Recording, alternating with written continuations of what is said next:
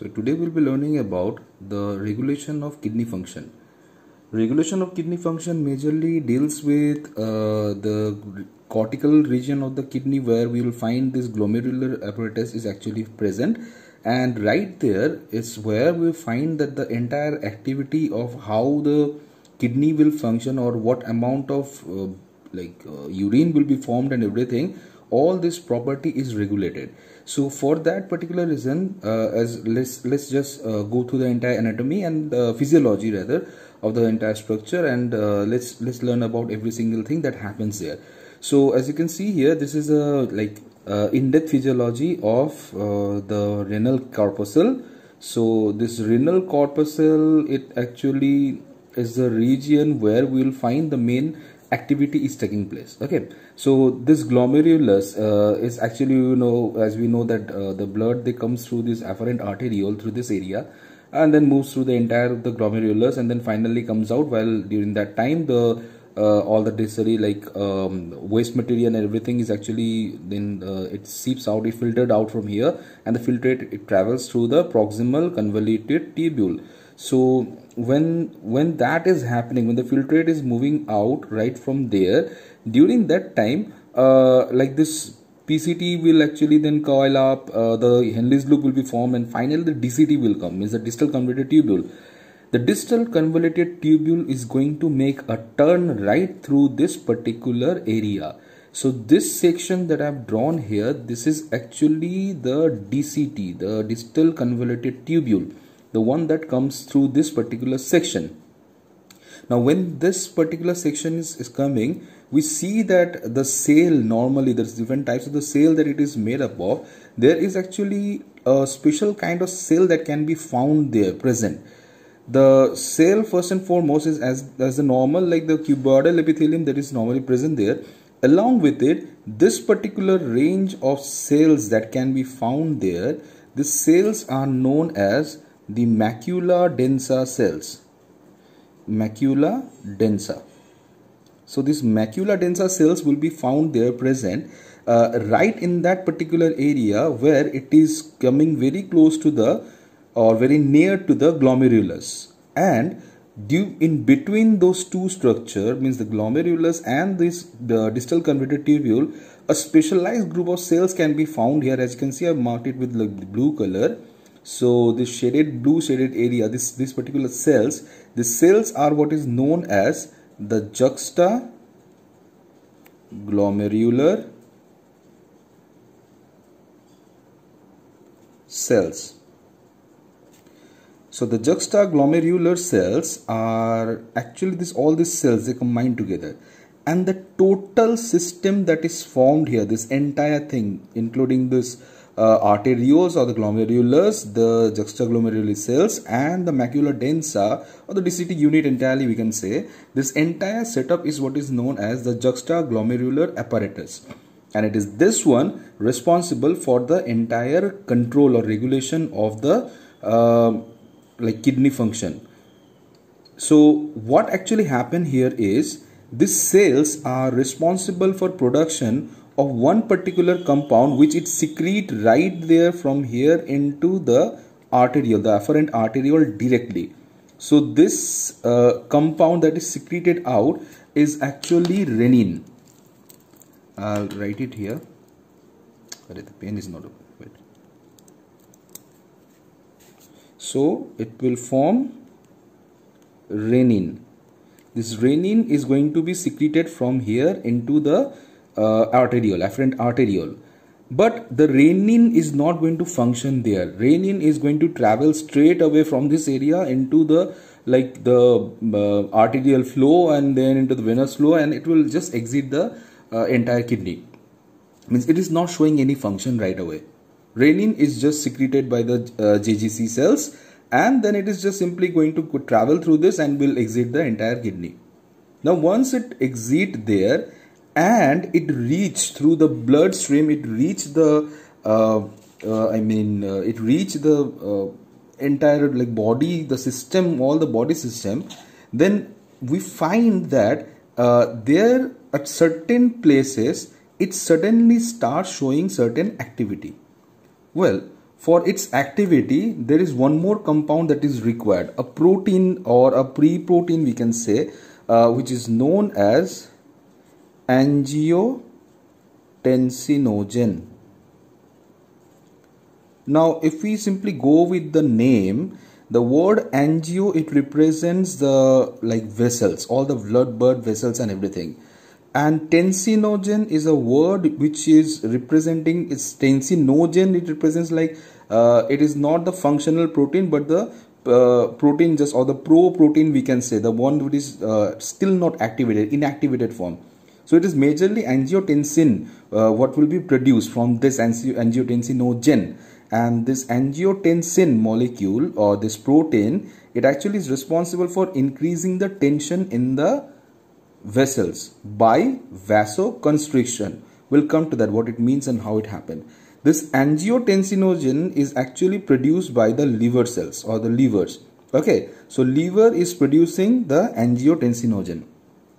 So when liver is producing angiotensinogen, this angiotensinogen, the moment it also travels with the blood, so the moment it actually goes to the lungs, right there, where we will find that this renin that was produced, the renin that was produced here, this renin is going to work on this particular angiotensinogen, and it is going to convert it into angiotensin 1. Angiotensin 1.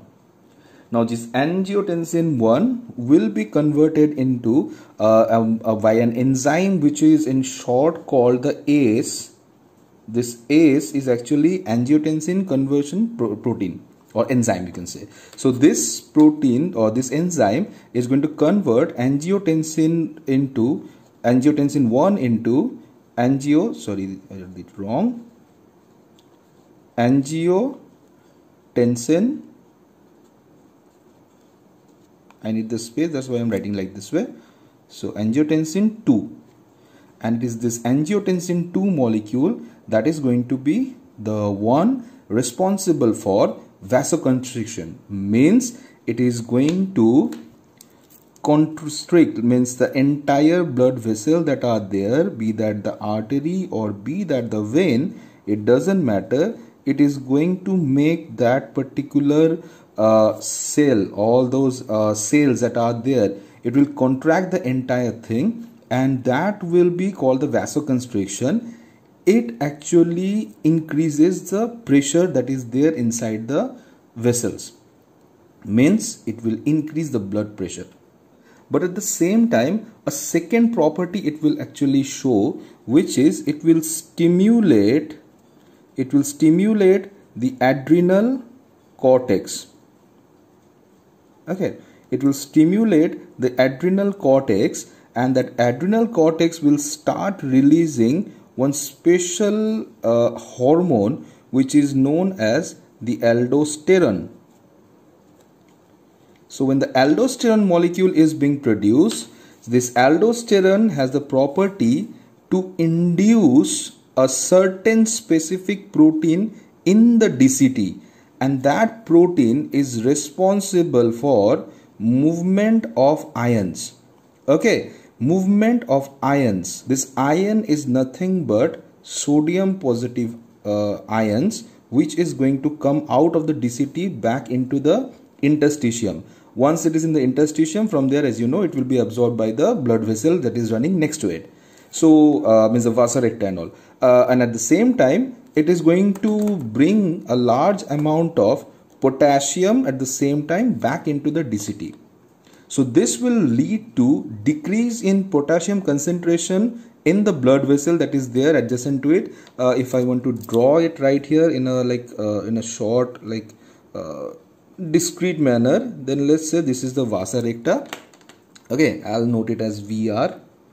So vasa recta is actually losing a large amount of potassium because it is coming from there only. Okay, but at the same time it is actually having a large amount of sodium going back into it. Now this decrease in the sodium will also from the DCT will also induce a large amount of water moving out of it into the interstitium. That means this aldosterone production will not only increase sodium reabsorption,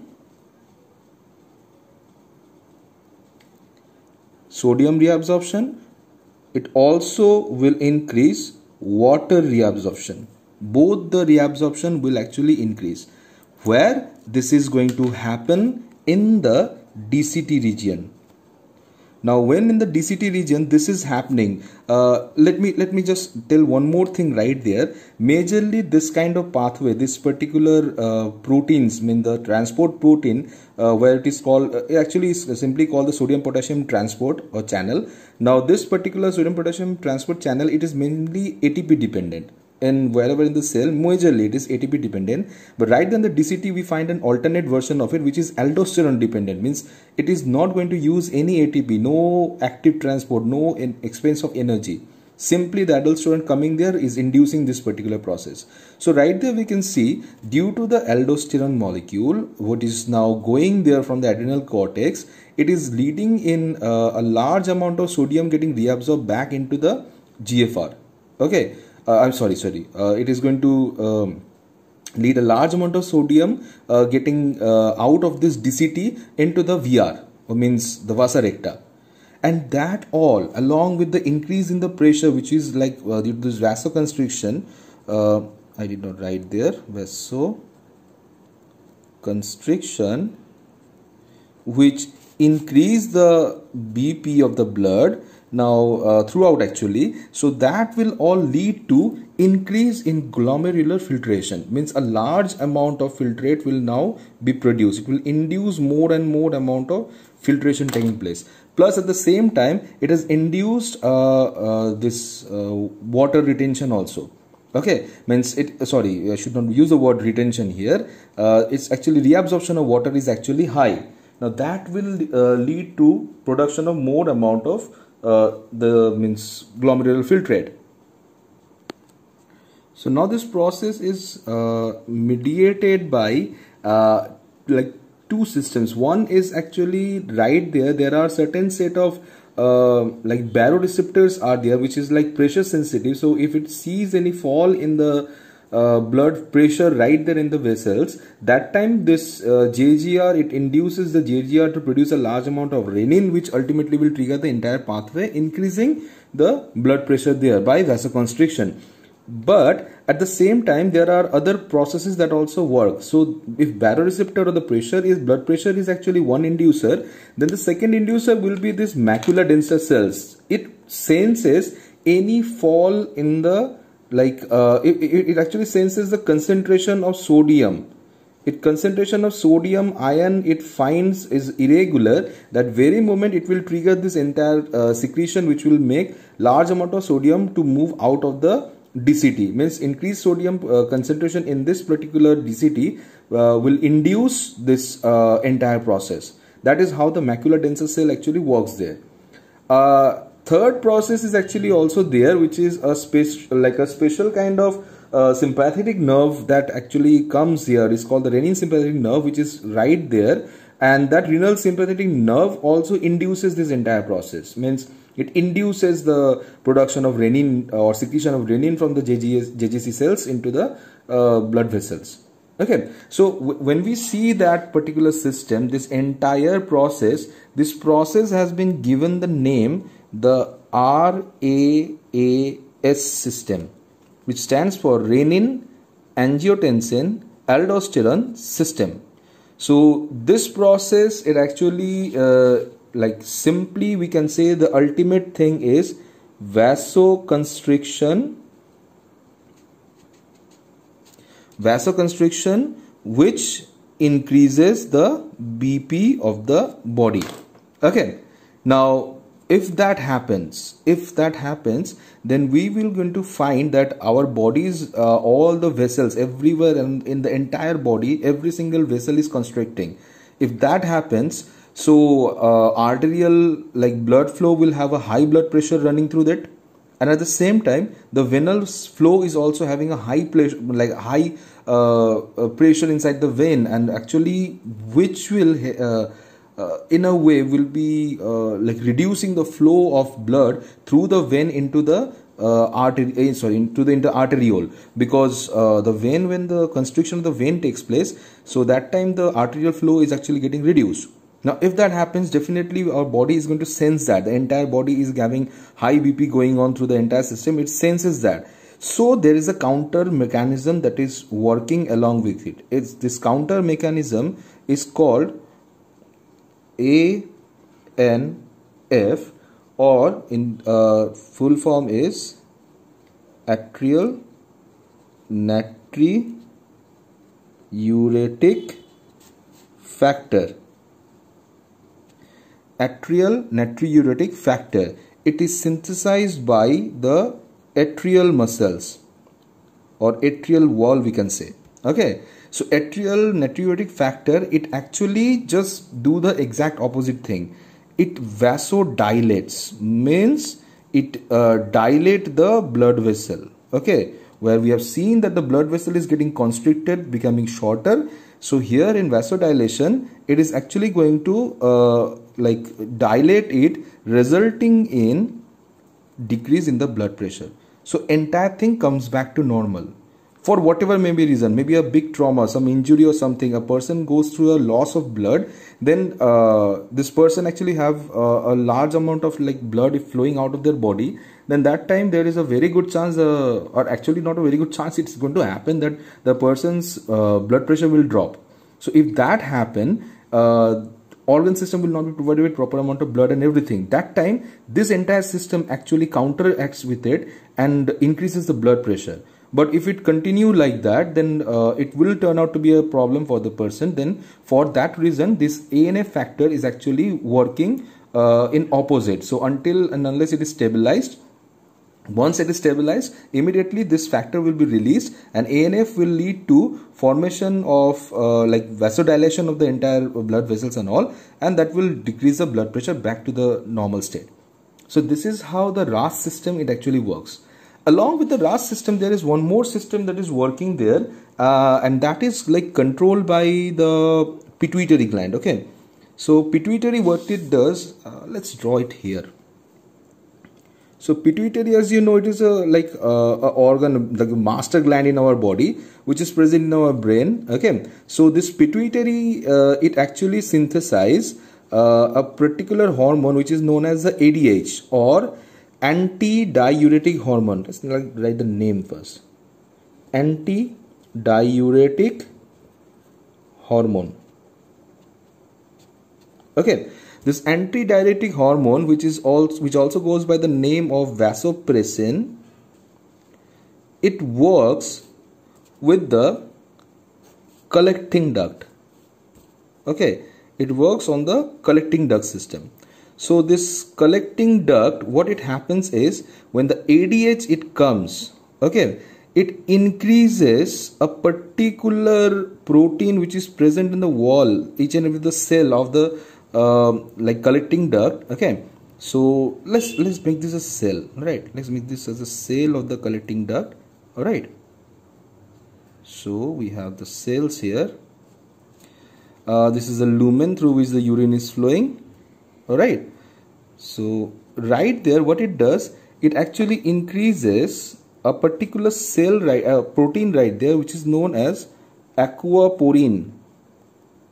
It increases this particular protein. All of these are the aquaporin. So it increases the amount of aquaporin on its surface. Okay, if that happens, aquaporin has got only one task to do. It will actually transport water. It is responsible for movement of water. So if that happens, from the city, means from the entirety of the city, the water is going to flow out. Okay, is going to lose a large amount of water that is present in the lumen region, which was initially there, means the urine, the final urine product that is forming. So it is leading to increase in H2O reabsorption in the collecting tubes or the collecting duct. You can write a collecting duct. Now we actually usually go by the name collecting duct.